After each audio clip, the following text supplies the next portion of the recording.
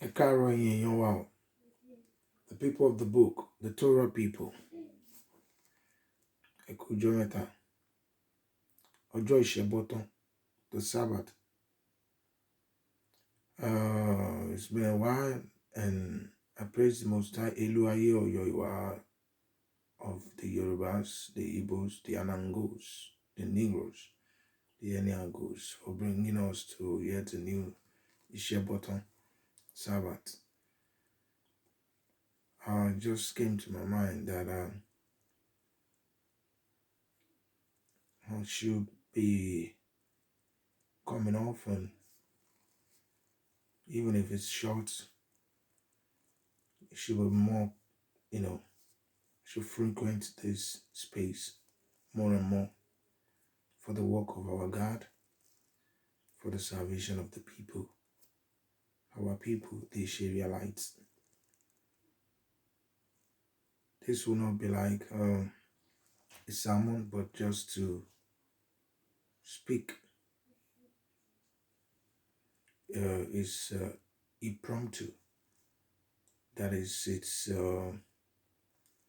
no formal preparation, just speak. I pray that the real work on the raw work, the Holy Spirit is in control. Our people is still on the same thing. The sufferation of our people is getting to reach the climax, if it's not reached it already. Yet, there's still a lot to do. A lot we can share. First, cleanse ourselves from all unrighteousness. Òfin Olúwa tó fún mo ṣàá yẹn, ẹ jẹ́ ká padà sínú ẹ̀. Ẹ kó gbogbo àwọn ẹ̀sìn yẹn kó wọn sẹ́gbẹ̀ẹ́ kan. They have not done us any good. OYOIWA kò fún wa lẹ́sìn kankan ju wípé ká sí Olúwa pẹ̀lú ìbẹ̀rù, ká gbọ́ràn sí òfin yẹn. Ìwọ ò gbọ́dọ̀ pààyàn, ò gbọ́dọ̀ lọ́lọ́run mìíràn lẹ́yìn mi. Gbogbo àwọn ọlọ́run àwọn òyìnbó Jésù òyìnbó yìí, ẹ pa wọ́n tì. Àwọn mọ́ṣáláṣí jímọ̀ Saudi yẹn owó wa náà ń gbà. In fact, they're laughing at us, because ọmọ ọba yìí jẹ́. So the only way ta lè fi get ẹ̀yin náà ẹ wò, mo gbọ́ Sister Dara lánàá bí bàbá kí wọ́n ti ń pè, bàbá tó máa ń gbé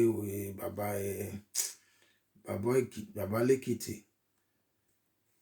I can't judge the matter because kò ṣojú wa, but ìyá yẹn is doing a lot, and if everything tó bá sọ is true, ẹ wò, èyí dára máa yegun gbogbo ẹ̀yin olóòótọ́ tẹ̀ ń ja ìjà yìí, Ọlọ́run á máa fún yín lágbára, but kò ní easy because kò sí code, ní code. Àwọn èèyàn ní bẹ̀rù Ọlọ́run. Ẹ gbogbo nǹkan tí wọ́n bá ṣe tí ò bá ti sí bẹ̀rù Ọlọ́run bẹ̀ gbàgbé ẹ̀. Ọlọ́run Ọ̀rúnmìlà Ọlọ́run òtítọ́ ni. Ọlọ́run Àgbọnnìrègún Ọlọ́run òtítọ́ ni. Ọlọ́run Odùduwà Ọlọ́run òtítọ́ ni. Òun lọ́lọ́run tarí nínú Tórà. Táwọn òyìnbó làwọn fún wa, àwọn òpùrọ́. Táwọn náà fún wa ní circumcision. So ibi tá ti mú wọn nìyẹn. Okay, ẹ fún wa ní Christianity, but kí ló favor wa ní Christianity Sunday ìgbà táwọn onúwèé wa ìjọ Ṣẹbọtọ́lá. Ta ni ò like weekend? Ta ni ìlú wo lẹ ti rí tán hate weekend? Jọ tó lé wáyé fún àwa Yorùbá, tó fún àwa Ìgbò, tó fún àwa Ashanti, tó fún àwa tí yà ń jẹ yìí.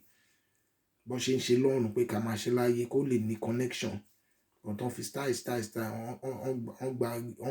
on sọ ẹ̀bà di jollof rice mọ́ wa lọ́wọ́. Or whatever. So I will not stay too long here.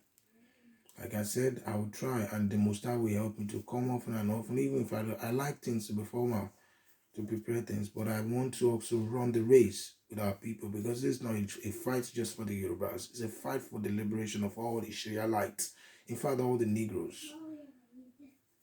And this fight has to be led by the people of God, the people of righteousness, the OYOIWA, the Yorubas, because they are Judah. Yes, it's a tribe of Oyawashua. Okay? If it's 4 minutes too long, maybe I'll come back to the end, but now, moment. Easy, but easy. Oh, easy. We just have to one shot. You know, that's to come back in truth and righteousness. Ta ló fẹ́ jalè? Ó ní ìwọ gbọ́dọ̀ jalè. Ṣé wọ́n fẹ́ máa jalè ni? Ìwọ gbọ́dọ̀ lọ́rọ̀ mìíràn. That's where the problem is. Àwọn ilé ìpàdé pọ̀ láwọn ṣe Ọlọ́run, but ó lóun recognize wọn. Àwọn Muslim láwọn ṣe Ọlọ́run, ó lóun ò mọ àlà wọn. Àwọn Kristẹni wọn làwọn gbé Jésù funfun ìwà bọ̀dà ìgbà táwọn olùkíní wọn ní gbogbo àwọ̀ ẹ̀ dúdú bíi pé we born him in a furnace. Nǹkan tó bá bọ̀n ṣé dúdú kọ́ ni? Ó lójú ẹ̀ red. So ìwọ ò rí bójú ti tiẹ̀ ṣe rí inú kò ń ṣe dúdú yẹn o, but tó bá wo gbogbo bíbà ìwà rí bóyá red. Ó ní irun ẹ̀ dàbí irun ewúrẹ́, irun àgùntàn wool. Ṣé wo rí bí irun ti tiẹ̀ ṣe rí bí wool ni? Ṣé ó straight bí tàwọn aláwọ̀ funfun? So wọ́n ti parọ́ fún wọn jìnnà. Yes, ìlú ayé á ràn wá lọ́wọ́. Plan táwọn people plan fún wa no be small. Ẹ jẹ́ ká ṣe kíákíá. Àwa ń jà fúnlẹ̀ kékeré. We are fighting for a little place. We are fighting for this little region. But the ìlú ayé want to give us the whole world. Ṣé wo fẹ́ the whole world to reign? Káwọn ìbò máa gbálẹ̀ fún ẹ. That's the promise that they will be the servant. We are the head. They will be the servant. Àríra later in the day. Ẹ kú iṣẹ́ bọ́tọ̀ enjoy you. Ẹ má lọ ṣọ́ọ̀ṣì Sunday mọ́. Ẹ má lọ mọ́ṣáláṣí wèrè wọn mọ́. Tó kórí burúkú bá yàrá yàwọn yẹn.